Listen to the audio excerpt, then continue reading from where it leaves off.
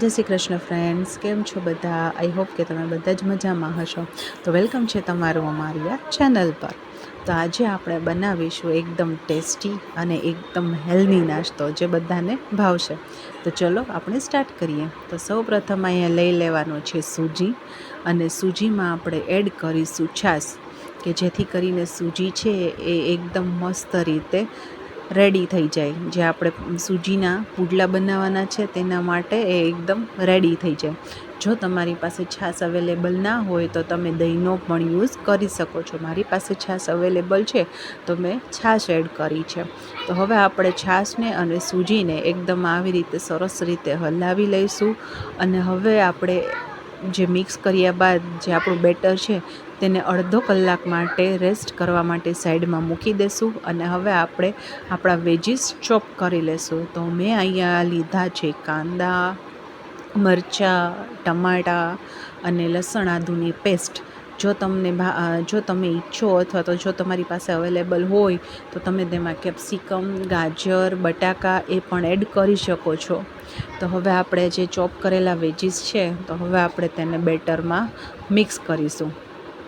તો ચલો આપણે આગળ વધીએ.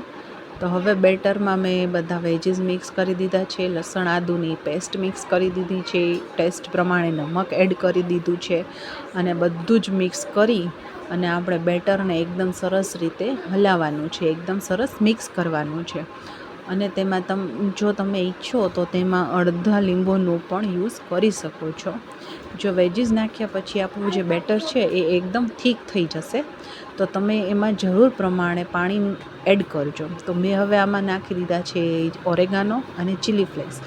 આ ઓરેગાનો અને ચીલી ફ્લેક્સ નાખવાથી જે આપણો સૂજીના પુડલા બનશે તેનો ટેસ્ટ છે ને એકદમ પિઝા જેવો આવશે. તો તમે બને તો એ સ્કીપ ના કરતા, એનાથી ટેસ્ટ બહુ સરસ આવે છે.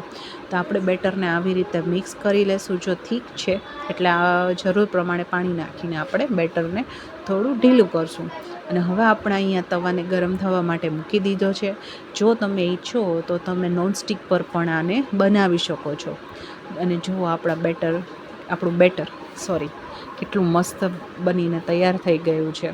જો સૂજીને તમે છે ને જેમ બને એમ તમે જેટલો સોક કરવા માટે રાખો ને તેનાથી બેટર છે ને આપણું બહુ જ મસ્ત રીતે તૈયાર થાય છે. જુઓ છે ને એકદમ એકરસ અને એકદમ એકસરખું મિક્સ થઈ ગયું છે. કેટલું મસ્ત લાગે છે. અને આપણે તવાને ગરમ થવા મૂકી દીધો છે. જુઓ કેટલું મસ્ત છે. જ્યાં સુધી તવો ગરમ થાય ત્યાં સુધી આપણે બેટરને છે ને આવી રીતે મિક્સ કરશું, જેથી આપણને પાથરવામાં છે ને તકલીફ ના આવે.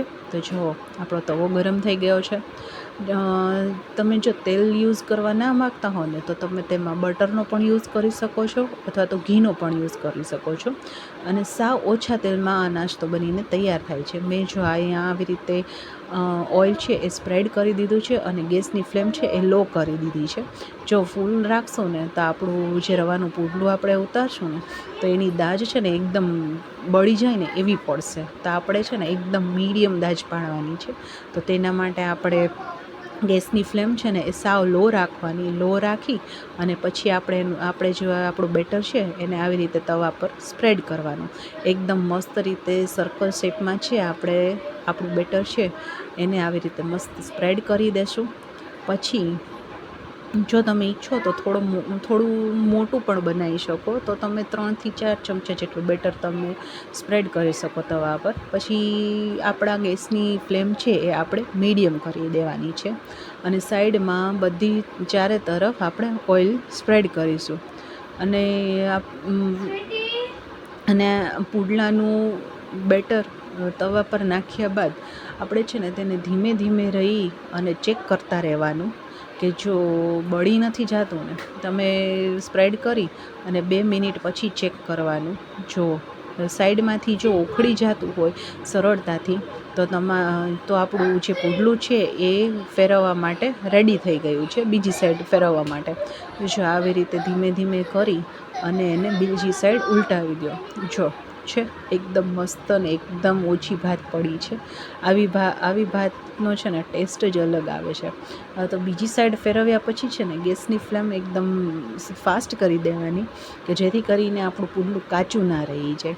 આવી રીતે ધીમે ધીમે દબાવતા રહેવું. કે જેથી કરીને વેજીસ છે નીચે એ બેટર સાથે એકદમ મસ્ત રીતે મિક્સ થઈ જાય, એકદમ ચોંટી જાય. બસ જો આવી રીતે પછી ગેસની ફ્લેમ છે ને સેજ ફાસ્ટ કરી અને બંને સાઈડ આવી રીતે એકદમ સરસ રીતે આપણું જે રવાનું પુડલું છે, સૂજીનું પુડલું છે, આપણે એકદમ સરસ રીતે શેકી લેવાનું છે. જો બહુ દાજ પણ ના પડવા દેવી. જો બહુ દાજ પડી જશે ને તો આપણું રવાનું જે પુડલું છે એ એકદમ કડવો ટેસ્ટ આવશે એનો. તો જો આપણા પુડલા અહીંયા રેડી થઈ ગયા છે. તમે ઈચ્છો તો દહીં સાથે, ચા સાથે અથવા તો ગ્રીન ચટણી સાથે પણ લઈ શકો છો. તો મને કમેન્ટમાં શેર કરજો કે તમને આ રેસીપી કેવી લાગી.